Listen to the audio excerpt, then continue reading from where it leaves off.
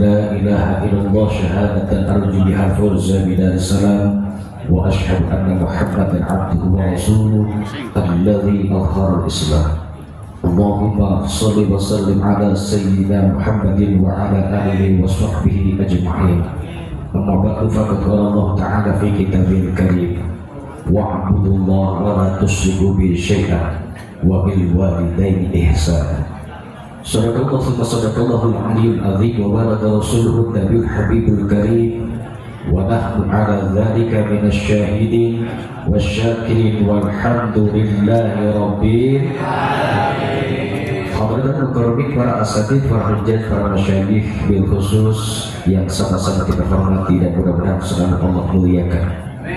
Mudah-mudahan guru-guru kita sekalian, saya tidak sebutkan satu persatu saking banyaknya, kita doakan guru-guru kita, pejabat-pejabat kita, penguasa-penguasa wilayah kita senantiasa diberikan keberkahan oleh Allah Subhanahu wa Ta'ala. Yang hadir kita doakan mudah-mudahan panjang umur, berkah rezekinya, berkah keluarganya, putra-putrinya jadikan putra-putri yang soleh-solehah. Besok lusa biar berkah rezekinya bisa berangkat ke tanah suci Mekah dan Madinah. Amin ya Allah ya Rabbal. Kenapa saya awali dengan doa? Mudah-mudahan sebanyak ini jamaah yang soleh, sebanyak ini jamaah di subuh bersuci ini, insya Allah ada barangkali salah satu doanya yang mengaminkan dengan ikhlas, lalu Allah ijabah. Besok lusa kita bisa berangkat ke tanah suci Mekah bareng-bareng. Salah uruskan ini. Bapak-bapak yang dirahmati oleh Allah, kemarin saya sempat diomelin, maafi, penangguhan anak nggak jemput di sekolah Pak Kiai, tiba-tiba yang kamu kemana? Jangan. Diomelan, jemaah yang tenang deh. Mulai diomelan, memang ngomong gitu. Kamari kemana? Kamari iraha. Jadi alhamdulillah perhatian beliau sama saya mungkin karena melihat di awal adalah penceramahnya saya di Al-Amanah ya begitu ya. Ya beliau karena berdekatan dengan rumah beliau, saya ditanya seperti betul berarti memperhatikan. Bulan Rasul yang pertama untuk memperhatikan grup jadinya untuk data. Waktu di Alasana, saya mohon maaf saya tidak memperhatikan, saya ada jadwal di luar, tahu-tahu Kiai udah nanya ke saya, ih kemana ya tadi jadi gitu. Alhamdulillah, akhirnya Pak Kiai akan ngisi KB. Sudah ada begini. Saya keduanya memang setiap minggu keempat, saya punya jadwal di luar satu lagi itu yang nggak bisa digeser. Dan saya ngomong sama Pak Haji, Bang Pura minggu keempat tapi tidak bisa. Ya udah tangan diganti ke lain itu. Jadi informasinya nyambung karena kebaca. Kayak namanya informasi itu dibaca baik. Sanajan tutut oke kebaca. Amin. Alhamdulillah. Allah yang dirahmati oleh Allah Subhanahu wa Ta'ala. Langsung saja pada intinya. Di dalam ayat Al-Quran Allah berfirman, wa'budullaha wa la tusyriku bihi syai'an wa bil walidaini ihsana. Allah memberikan perintah kepada kita untuk senantiasa kita beribadah kepada Allah tanpa mensekutukan satu perkara pun tidak boleh menjadi sekutunya Allah, karena Allah tidak bersekutu dan tidak ada yang bisa bersekutu. Dan yang kedua setelah perintah Allah dalam fil amar itu dalam kita untuk suruh beribadah kepada Allah dan jangan mensekutukan Allah, lalu wabil walidaini ihsana, kita diperintahkan untuk berbakti kepada kedua orang tua kita. Dalam hal ini yang akan saya bahas adalah orang tua biologis, sebab di dalam satu keterangan orang tua itu ada dua, ada orang tua biologis, ada orang tua yang mengajarkan ilmu kita. Guru-guru kita ada orang tua kita. Tapi dalam hal ini adalah orang tua kita, orang tua biologis yang melahirkan kita. Yang pertama adalah ibu kita, dan yang membuat ibu kita bisa jadi melahirkan kita yaitu bapak kita. Wah sudah ya. Gara-gara bapak orang pak, ibu orang jadi hamil, nggak hamil akhirnya melahirkan bocor ke orang, betul kan? Nah Dua orang tua ini, bapak dan ibu, di dalam Al-Quran sampai dijelaskan kita diperintahkan untuk berbakti. Kenapa? Karena setiap anak, setiap orang tua pasti punya anak. Ya, lalu disebut orang tua pasti ayah anak. Tapi seorang anak belum tentu nantinya akan punya anak. Betul nggak? Ini apa masalahnya? Kenapa saya membahas tentang ini? Padahal yang update sekarang adalah tentang pilkada dan pilgub. Genlah pilkada dan pilgub mangga saya menguruskan. Ayo nama orang pilihan orang menang atau alhamdulillah. Untuk menang tetap orang saja pilih atau menang, tetap orang menang pemimpin. Selesai sampai di situ. Kita doakan, kita berserah diri kepada Allah. Mudah-mudahan siapapun yang menang, yang menjadi pemimpin kita adalah pemimpin yang amanah. Betul tidak?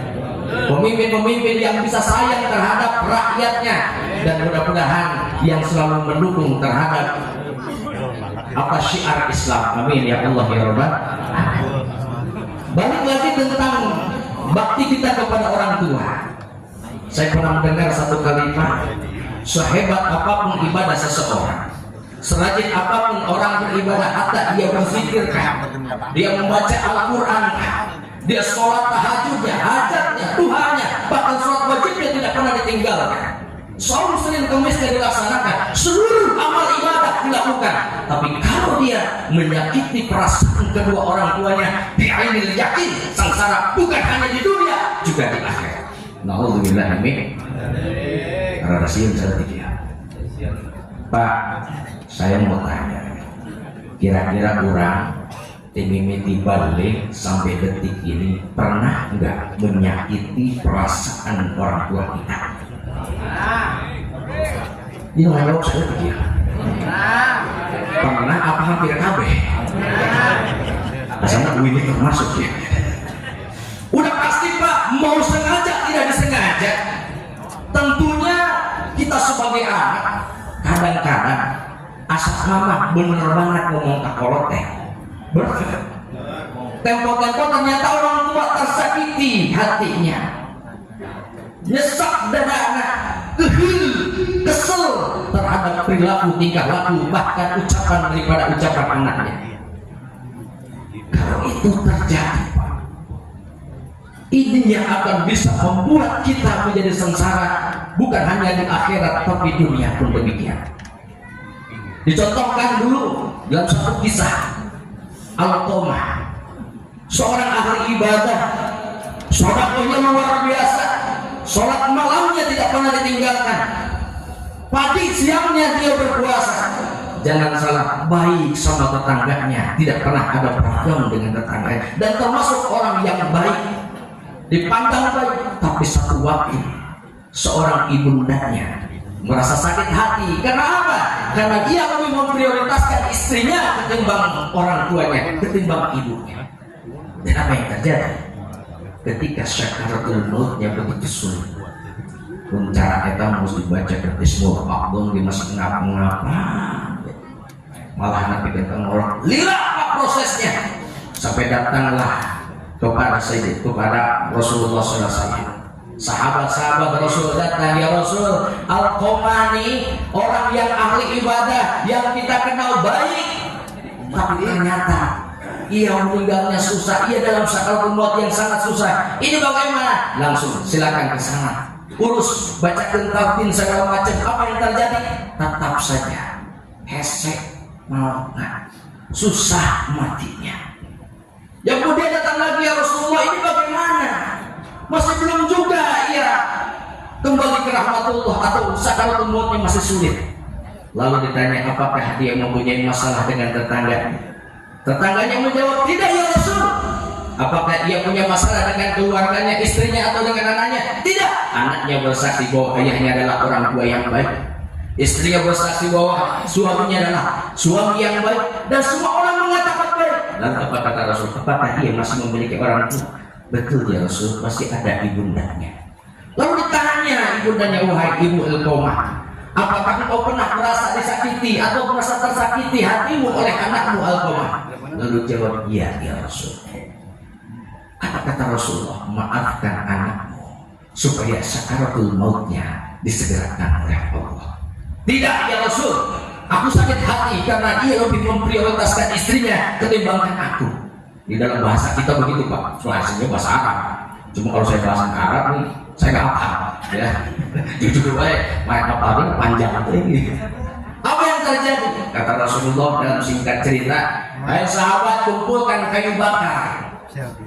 Lalu kita akan bakar saja rumah biar cepat matinya. Bahasa asal begitu. Tapi apa yang terjadi? Tidak ada ibu dia itu. Ibu Alqamah berpikir maksudnya apa ya Rasul, itu akan siapkan kayu bakar dan akan kau bakar anak. Tanpa bahasa cok bahasa orang, gobel burungnya anak orang, betul nggak? Jangan. Pokoknya kalau engkau tidak mau memaafkan, dia tidak akan mati dengan mudah, justru akan mempersulit kematiannya. Kalau kamu sayang, kalau kamu memang mencintai anakmu, silakan kau maafkan. Tetap kesalahan kolot jangan kebaran Pak.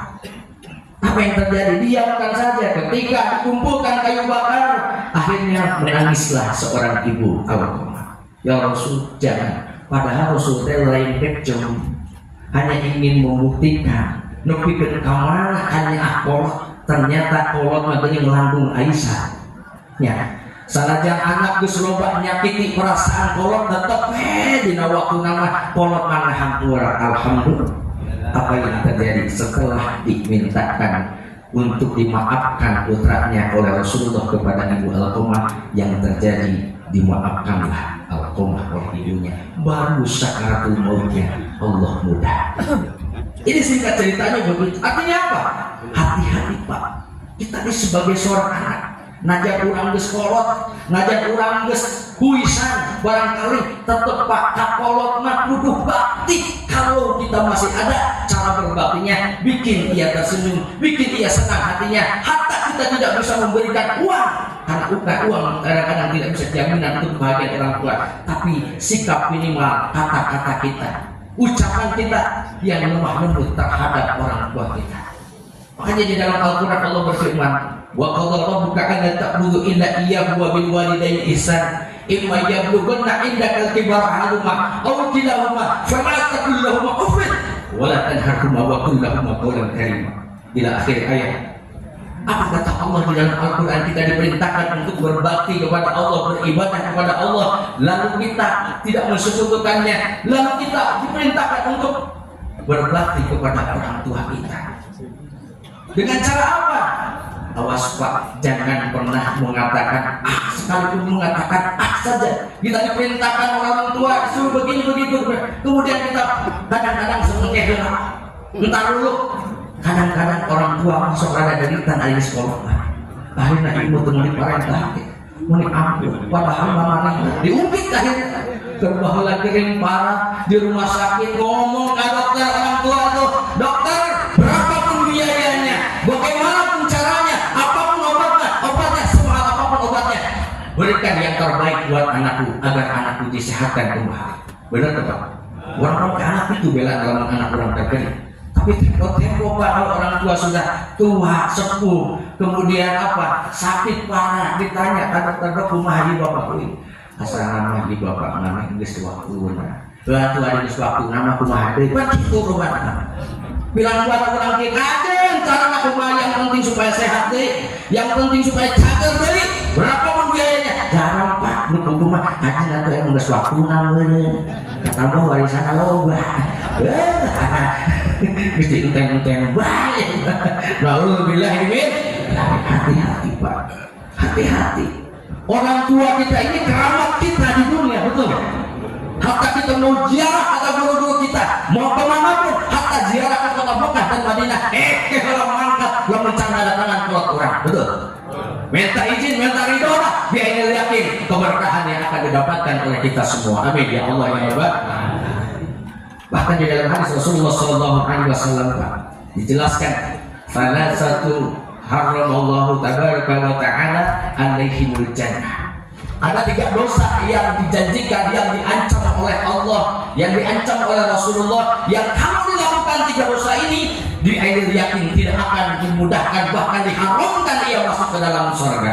Na'udzubillah min. Yang 3 itu apa? Yang pertama mudminul khamr. minum minuman keras, es batu. Lain, minum minuman keras yaitu yang memabukkan, alkohol yang memabukkan. Alhamdulillah Pak, beberapa bulan yang lalu di lingkungan kita banyak yang menjual obat-obatan terlarang, kemudian dengan sigap, cepat dan tanggap oleh para pemimpin cepat RT, Pak Hemat, penguasa kita bergerak dengan para ormas dan RT RW beserta pejabat-pejabat yang lain, beserta yang IU Pak penceramah, mungkin para kiai juga kurang kadang-kadang punten sekedar ngomong hati-hati bos, kena itu asal lewat ini gampang, karena terus berjualan begitu enak banget tuh dekat duta dulu. Ih, ingat ngaji, kata jualan Wintet ngomong sahakwi, betul Pak? Timbang dia kumaha tuh. Tapi kalau dengan penguasa lagi, tapi dengan para aparat pemerintahan kita yang sinergi dengan para alim ulama dan ormas-ormas lain, alhamdulillah Pak, saya di lingkungan Cikibu sampai detik ini mencanji lebih mengajukan positif. Ya, namun nasi kuning, nasi bubuk merubah, banyak dia apa lagi. Ya, insya Allah mudah-mudahan dengan kompaknya para pejabat kita, aparat pemerintahan kita dan para alim ulama, bukan hanya kompak dalam mengajak kebaikan, tapi nahi munkar juga insya Allah bi'ainil yakin. Ingat Pak, di dalam hadis tersebut siapa yang pernah minum minuman keras atau makanan atau yang memabukkan, termasuk diantaranya adalah narkotika dan psikotropika, ini diancam oleh Rasulullah haram masuk ke dalam surganya Allah kecuali ia bertobat kepada Allah. Bahkan dalam satu keterangan hadis dijelaskan, kalau orang yang matinya dalam kondisi mabuk, dia akan tidak diterima oleh kiblat dan bumi pun tidak mau menerimanya. Nauzubillah, summa nauzubillah ini. Jadi kalau mau percaya Pak dalam mabuk ngamuk, baik meninggal. Kita cek aja kalau nggak percaya, di dalam hadis tersebut dijelaskan tidak diterima menghadap kiblat. Maka ada kemungkinan besar kita yakin ketika dia dihadapkan ke kiblat, ditinggalkan 7 langkah lalu dibongkar lagi, sudah tidak menghadap kiblat lagi. Ngaluk ke mana? Oh, wetan. Nauzubillah ini. Terus bagaimana Ustaz? Saya pernah minum. Saya ini minum. Pernah minum minuman keras misalkan. Dulu waktu kita masih jahiliyah, encan pernah mengenal pengajian, encan pernah gaul di majelis taklim, encan pernah ikut subuh keliling, bersuci dan sebagainya. Baheula mah wincan ngarti jeung resep keneh mabok. Kajeun baheula mah. Dan geus kaliwat tinggal kurang taubatan nasuha. Tubu ila Allah taubatan nasuha. Bertobatlah kepada Allah dengan taubat yang sungguh-sungguh. Bagaimana caranya? Perbanyak istighfar dan mohon ampunan serta meninggalkan perkara yang dilarang, yang diharamkan, yang pernah kita lakukan dulu. Astagfirullah Rabbana ya astagfirullah.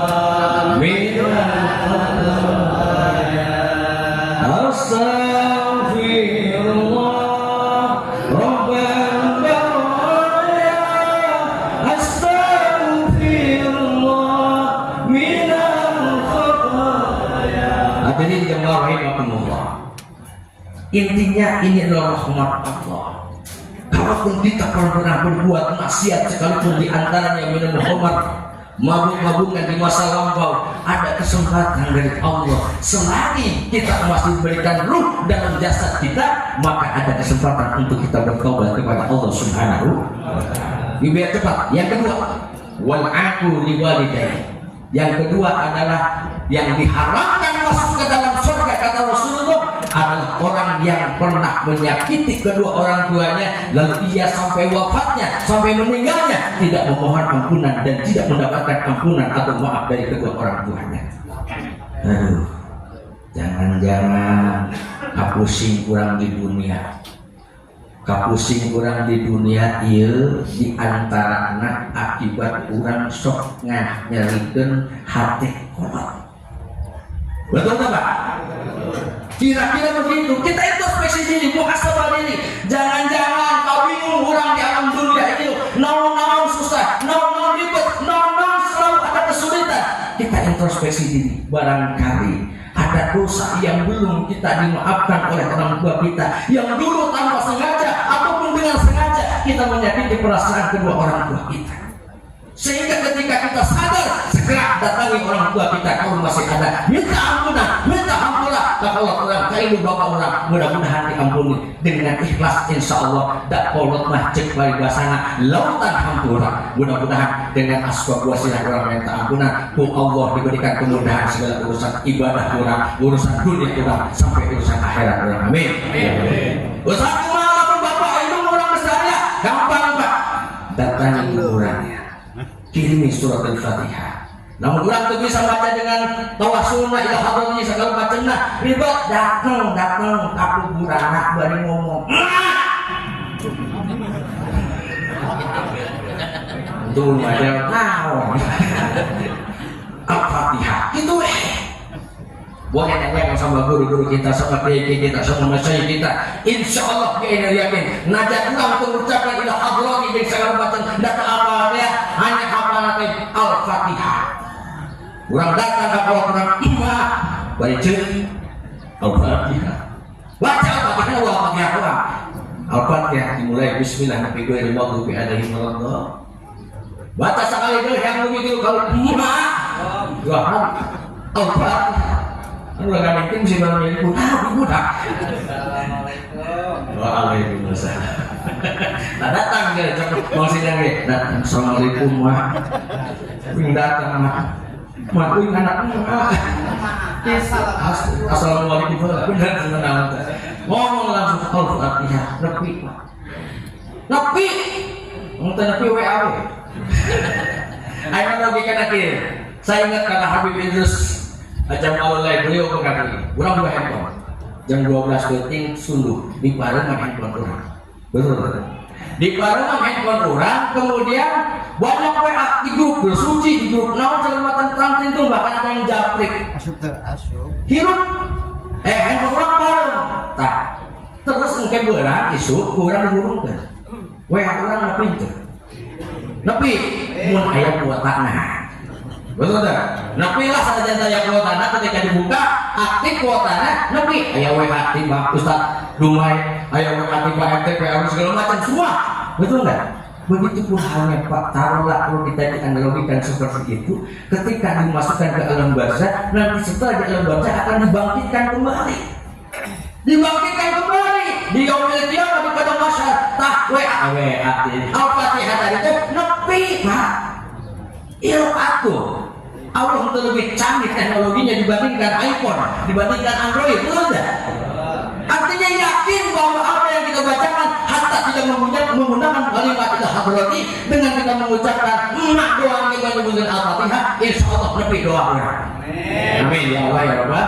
Itulah cara kita berbakti kepada orang tua ketika orang tua kita sudah tidak ada atau sudah kembali ke rahmat Allah. Minta hampura kurang ngomong dengan kirim Fatihah, kirim surat Yasin atau saja bana di kalimat-kalimat thayyibah. Hadirin jamaah rahimakumullah, yang ketiga adalah aktivis, yaitu suami atau laki-laki yang membiarkan istri-istrinya berzina, bahkan dia menjadi buntang, germok ya. Dia sengaja memperjualbelikan. Kemarin saya lihat di TV, ada seorang suami sengaja memperjualbelikan di aplikasi, aplikasi kencan. Kita ngarang iya punya di TV. Dengan aplikasi kencan, istrinya dijual Pak dengan DP 150.000, dan kalau sudah dilakukan perzinahan itu dengan prostitusi itu akhirnya dibayar 1,5 juta. Kata anak itu bloknya. Jangan tuh. Ya Allah Pak, nemen jemaah model gitu. Nggak ada rasa cemburu, bahkan istrinya diperjualbelikan hanya dengan alasan karena kekurangan ekonomi. Atau lain kekurangan ekonomi, kekurangan dan hilangnya akal serta iman. Nauzubillah min. Baik Pak, sudah setengah jam. Ini berjalan. Duduk sedata. Lahir-lahirnya kayak maulid deh-nya kita pikir. Intinya Pak, saya mengajak biar khusus untuk diri. Selagi kita masih memiliki orang tua, sudah pasti harta dia yang masih ada maupun tidak ada, kita berbakti kepada orang tua. Jangan bangga dengan ibadah yang kita lakukan. Jangan merasa hebat dengan apa yang sudah kita lakukan. Sodatmu besar, zikirnya hebat, tawasulnya hebat, kemudian puasanya luar biasa, bahkan sholat berjamaah tidak berhenti. Percuma kalau dalam istilahnya, kalau seandainya dia mengharapkan surga, tapi ternyata Allah haramkan masuk ke surga karena kita menyakiti perasaan kedua orang tua kita. Nah, ayah enek balik di kurang minta hampura kamu, bah, hampura. Kira-kira kita bikin kayu, tak musikkan, musikkan tak bisa merek. Ketenangan kebahagiaan ke Allah, minta ridona, minta berkahna, dan keberkahan yang paling utama adalah dari kedua orang tua kita. Mudah-mudahan kita termasuk golongan anak-anak yang soleh, yang diberikan keberkahan hakikatnya dari Allah, syariatnya dari orang tua kita, hatta orang tua yang memberikan ilmu maupun kedua orang tua kita, khusus adalah ibu dan bapak kita yang melahirkan kita. Amin ya Allah ya Rabbal alamin. Assalamualaikum warahmatullahi wabarakatuh.